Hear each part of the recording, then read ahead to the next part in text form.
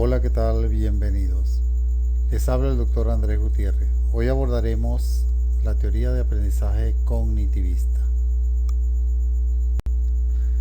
Es una corriente teórica que surge en la década de los 60, la cual se encarga del estudio de los aprendizajes desde la lógica de los procesos de información hasta su aplicación. El término cognitivo se refiere a aquellas actividades intelectuales internas tales como la percepción y la interpretación del pensamiento. Por lo que la teoría cognitivista ve la inteligencia como la capacidad que tiene el ser humano para adaptarse a su medio ambiente. Entendemos por cognitivismo a la teoría psicológica que se encarga de estudiar cómo la mente interpreta, procesa y almacena la información en la memoria. Es decir, que su interés está en ver la forma en que la mente humana piensa y aprende. Según Neisser, entendemos por cognición el acto de conocer, es decir, lo que entra mediante los sentidos, y cómo esto es transformado, reducido, elaborado, almacenado, recordado o utilizado. La teoría cognitiva es aquella que hace énfasis en la adquisición de conocimientos y estructuras mentales internas y se dedica a conceptualizar los procesos que hace el estudiante y de ver cómo la información es recibida, organizada y almacenada. En cuanto a los principios, se puede mencionar que ve al sujeto como un procesador activo de los estímulos, y este proceso determina el comportamiento. El aprendizaje consiste en desarrollar actitudes para comprender la realidad, lo cual le permitirá dar respuestas adecuadas de acuerdo a los contextos en que se desenvuelva. También tenemos que trata de comprender los procesos que se dan en el cerebro, como son la percepción, atención, toma de decisiones, resolución de problemas, lenguaje, entre otros. Como primer referente teórico tenemos a Jerome Bruner, psicólogo y pedagogo estadounidense, quien concibe el aprendizaje como un proceso de categorización o adquisición de conceptos, para lo cual juega un papel fundamental el lenguaje. Centra su atención en el ambiente de aprendizaje. Coincide con Piaget en que la maduración y el medio ambiente influyen en el desarrollo intelectual. Plantea tres modelos de aprendizaje: el enactivo, en el cual se aprende actuando, imitando y manipulando objetos; el icónico, que implica el uso de imágenes o dibujos; y el simbólico, como el que hace uso de la palabra escrita y hablada. Entre sus aportes podemos señalar, primero, la teoría del aprendizaje, que consiste en un procesamiento activo de la información, donde cada persona lo organiza y construye a su manera. Segundo, la teoría del aprendizaje por descubrimiento, para lo cual el docente debe motivar a los alumnos para que descubran las relaciones entre conceptos y construyan sus proposiciones. Tercero, el diálogo activo, en el que deben involucrarse el docente y el alumno. Como segundo referente teórico señalamos a Lev Vygotsky, quien nos habla de la zona de desarrollo próximo, formación de conceptos e internalización. Vygotsky plantea como un elemento importante el lenguaje, bien sea como herramienta de comunicación social, vía de transmisión de la cultura y vehículo principal del pensamiento. Destacó la importancia de este en el desarrollo cognitivo, demostrando que si los niños disponen de palabras y símbolos, son capaces de construir conceptos de manera más rápida. Manifiesta que el lenguaje y el pensamiento están separados y son distintos hasta los 2 años aproximadamente.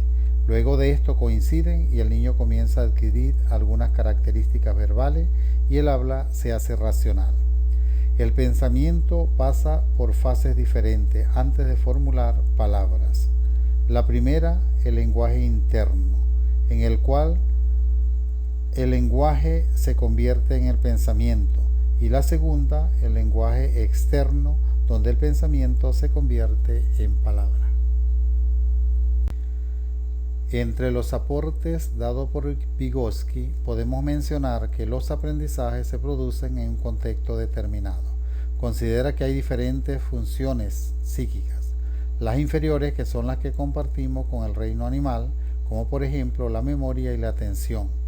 Las superiores tienen que ver con aquellas que nos caracterizan como seres humanos y solo las podemos alcanzar mediante la interacción con los otros seres humanos. Por ejemplo, la atención selectiva, la memoria lógica, el pensamiento matemático abstracto, la lectoescritura, entre otros. Todo ello mediado por el lenguaje. También diferencia dos niveles de desarrollo. El nivel de desarrollo actual, que nos dice todo lo que el niño puede resolver independientemente sin la ayuda de otros. Zona de desarrollo próximo, que es donde el niño recibe ayuda y colaboración de un adulto o compañero de clase más avanzada para lograr los aprendizajes. Y después tenemos el nivel de desarrollo potencial, que consiste en todo lo que el niño podría lograr en el futuro. Como tercer referente teórico tenemos a Jean Piaget.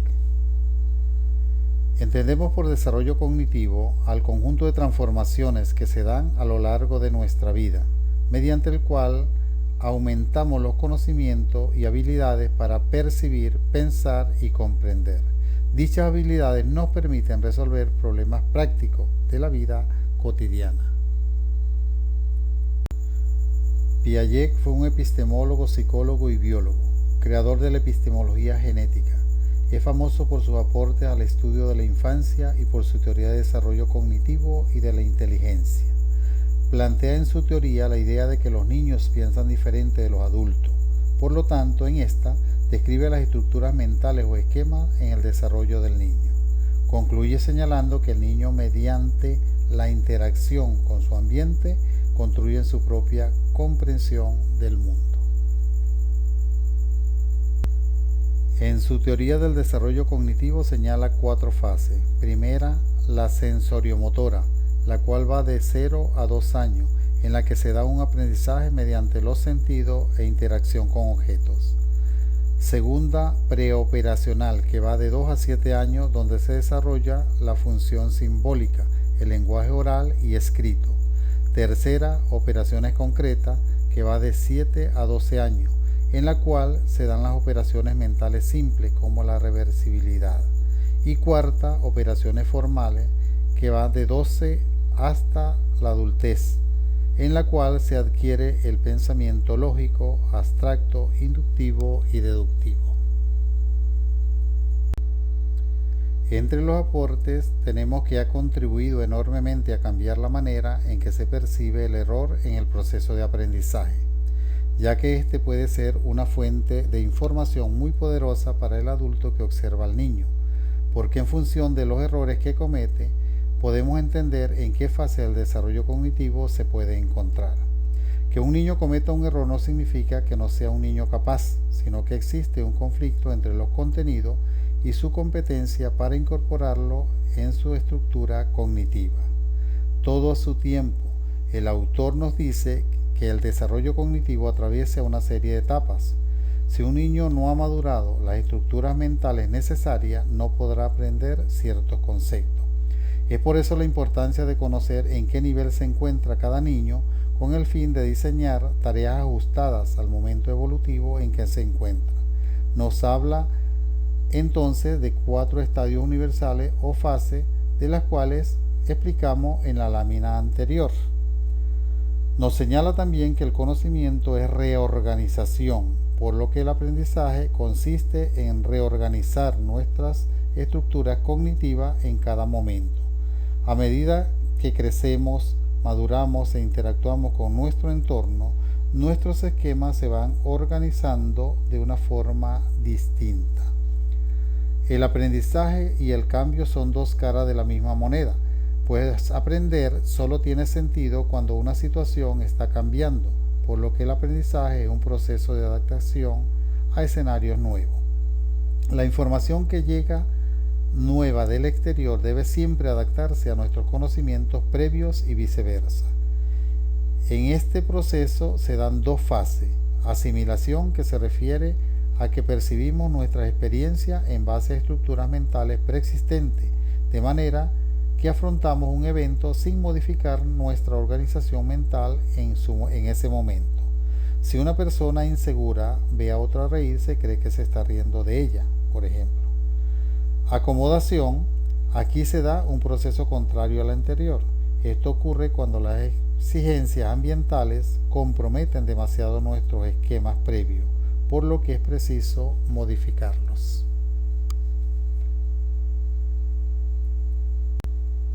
Cuarto referente teórico: David Ausubel, psicólogo y pedagogo estadounidense, considerado una de las personalidades más importantes del constructivismo. Desarrolló la teoría del aprendizaje significativo, una de las principales aportaciones de la pedagogía constructivista. También escribe libros sobre la psicología de la educación. Nos plantea en su teoría que el aprendizaje del alumno depende de la estructura cognitiva, que en la asimilación se dan procesos de comprensión, transformación, almacenamiento y uso de la información, por lo que no es un aprendizaje mecánico. Señala tres tipos de aprendizaje significativo. Aprendizaje de representaciones es el más elemental y del cual dependen los demás tipos de aprendizaje. Consiste en atribuir significado a determinados símbolos. Por ejemplo, el aprendizaje de la palabra pelota en el niño ocurre cuando el significado de esa palabra pasa a representar o se convierte en equivalente para la pelota que el niño está percibiendo en ese momento, es decir, se refiere a vocabulario. Aprendizaje de concepto: se refiere al concepto de algo, eventos, situaciones o propiedades que poseen atributos definidos, comunes y que se designan en una cultura dada por un signo o símbolo convenido. Por ejemplo, el concepto de silla, es decir, es la formación de un concepto. Aprendizaje por proposición: se refiere a cuando yo armo una oración o síntesis y la expreso. Cuando explicamos algo, estamos ante un aprendizaje por proposición. Entre las condiciones para el aprendizaje significativo tenemos que el material debe tener significatividad lógica, es decir, que debe haber coherencia en la estructura interna, así como secuencia de los procesos y entre las relaciones de sus componentes. También debe poseer significatividad psicológica, cognitiva, lo que nos permite comprender los contenidos desde la estructura cognitiva que tiene el sujeto que aprende. Es necesario una disposición subjetiva de aprendizaje, donde juega un papel importante la psicología afectiva, que nos da la disposición para aprender, es decir, las motivaciones internas. Dentro de sus aportes podemos citar que promueve el aprendizaje significativo en vez del aprendizaje memorístico. Nos habla de organizadores anticipados, los cuales sirven al estudiante frente a la nueva información y funcionan como un puente entre el nuevo material y el conocimiento previo del alumno. Hay una incorporación de los nuevos conocimientos en forma real en la estructura cognitiva del alumno. Se da una relación entre los nuevos conocimientos y los previos, y es importante el interés del alumno por aprender lo que se le propone. Hasta aquí hemos hecho una revisión de la teoría cognitivista con 4 referentes teóricos y sus respectivos aportes. Muchísimas gracias por su atención.